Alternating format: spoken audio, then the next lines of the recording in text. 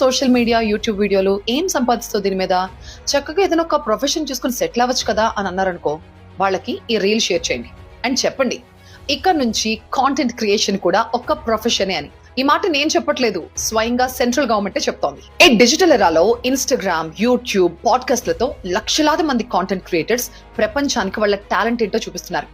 అలాంటి content creators కి ఒక అఫీషియల్ రికగ్నిషన్ ఇవ్వడానికి Indian government content creators economy bill 2026 ని తీసుకొచ్చింది.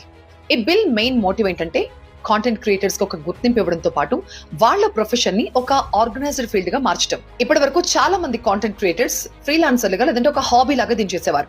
ఇప్పుడు ఈ బిల్లు వల్ల వీళ్ళందరూ కూడా ప్రొఫెషనల్స్ గా గుర్తింపు పొందే అవకాశం ఉంది. ఈ బిల్లుతో కాంటెంట్ క్రియేటర్స్ కి ఒక రిజిస్ట్రేషన్ సిస్టమ్ రావచ్చు. దీనివల్ల వాళ్ళ ఇన్కమ్, ట్యాక్స్ ఇవన్నీ కూడా చాలా క్లియర్ గా, ట్రాన్స్పరెంట్ గా ఉంటాయి. దీంతో పాటు కాంటెంట్ క్రియేటర్స్ కి ఇన్సూరెన్స్, అలాగే పెన్షన్ లాంటి సోషల్ సెక్యూరిటీ బెనిఫిట్స్ కోసం కూడా గవర్నమెంట్ ప్లాన్ చేస్తోందట. ఇన్ఫ్లుయెన్సర్ మార్కెటింగ్ విషయానికి వస్తే ఈ పెయిడ్ ప్రమోషన్స్ గానీ లేకపోతే బ్రాండ్ కొలాబరేషన్స్ విషయంలో చాలా క్లియర్ గైడ్ లైన్స్ రాబోతున్నాయి. దీనివల్ల చూసే వ్యూయర్స్ కి కేవలం సరైన సమాచారం మాత్రమే వెళ్తుంది.